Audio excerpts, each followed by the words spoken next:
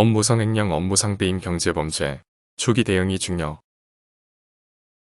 친한 친구가 엔터테인먼트 회사에 근무하고 있습니다. 그런데 그 회사 경리가 2년에 걸쳐 회사 법인카드를 개인 용도로 쓴 게 최근 발각되었다고 합니다. 법인카드로 자신의 모텔비를 계산하고 애완견 샵에서 강아지 용품을 무려 수십만원 어치 구매하기도 하였으며 마사지 샵을 드나들었다고 하는데요. 그걸 왜 아무도 몰랐을까요? 회사 자금을 홀로 관리하던 격리 직원이었기 때문에 회사의 대표만 속이면 어느 누구도 알 수 없었던 구조였기 때문입니다. 이러한 격리 직원의 범행은 대표가 회사가 경영난에 시달리던 중 개별 법인카드 한도를 낮추면서 구체적인 법인카드 결제 내역을 확인하던 중 발각되었는데요.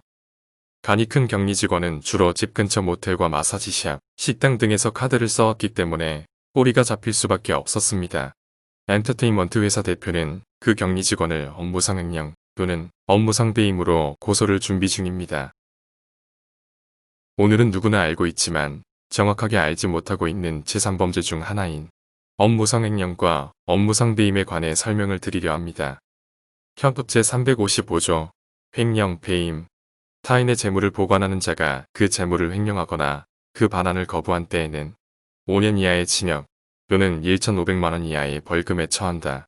타인의 사물을 처리하는 자가 그 임무에 위배하는 행위로서 재산상의 이익을 취하거나 제3자로 하여금 이를 취득하여 본인에게 손해를 가한 때에도 전항의 형과 같다.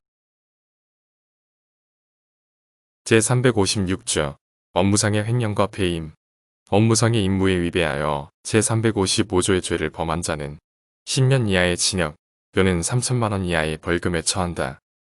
횡령죄는 다른 사람의 재물을 보관하는 사람이 자신의 마음대로 그 재물을 처분하는 경우 재물의 소유자가 그 반환을 요청했을 때 응하지 않고 반환을 거부하는 경우에 성립하는 범죄입니다. 즉, 재물을 위탁받은 위탁관계가 존재하는데도 그 위탁관계를 위반하고 위탁자의 의사에 반해 재물을 처분하면 횡령죄가 성립하게 됩니다. 만약 자신의 은행 계좌에 다른 사람이 잘못 입금한 경우 그 돈이 잘못 입금된 것이라는 사실을 알고도 인출하여 사용하면 횡령죄가 성립할 수 있습니다. 배임죄는 타인의 사물을 처리해야 할 의무 있는 자가 자신의 의무 이행을 하지 않고 자신 또는 제3자의 이익을 위해 임무에 위반하는 행위를 함으로써 손해가 발생하는 경우 성립하게 됩니다.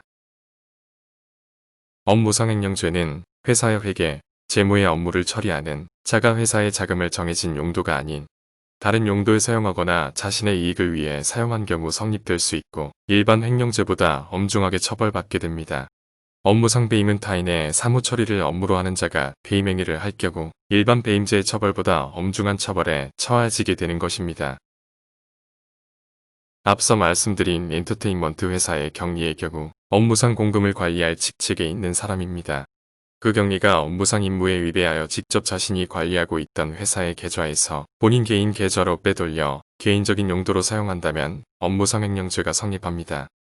만약 회사 돈을 빼돌리는 것이 아니라 법인카드를 격리의 개인적인 용도로 사용하게 되면 이는 실무상 업무상 배임죄가 성립할 가능성이 있습니다. 최근에는 업무상 횡령죄와 업무상 배임죄를 구분하기 애매한 사건들도 많이 있습니다.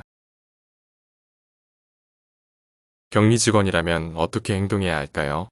만약 본인의 잘못이나 실수로 업무상 횡령, 업무상 배임 혐의를 받는다면 사건 초기에 형사사건을 많이 다뤄본 형사사건 경험이 많은 변호사와 직접 전화 또는 방문 상담하며 문제를 해결하는 것을 권해드립니다. 특히 사기, 횡령, 배임 등 경제범죄의 경우 수사 초기 단계에서 어떻게 대응하느냐에 따라 최종 결과가 달라지는 경우가 많습니다.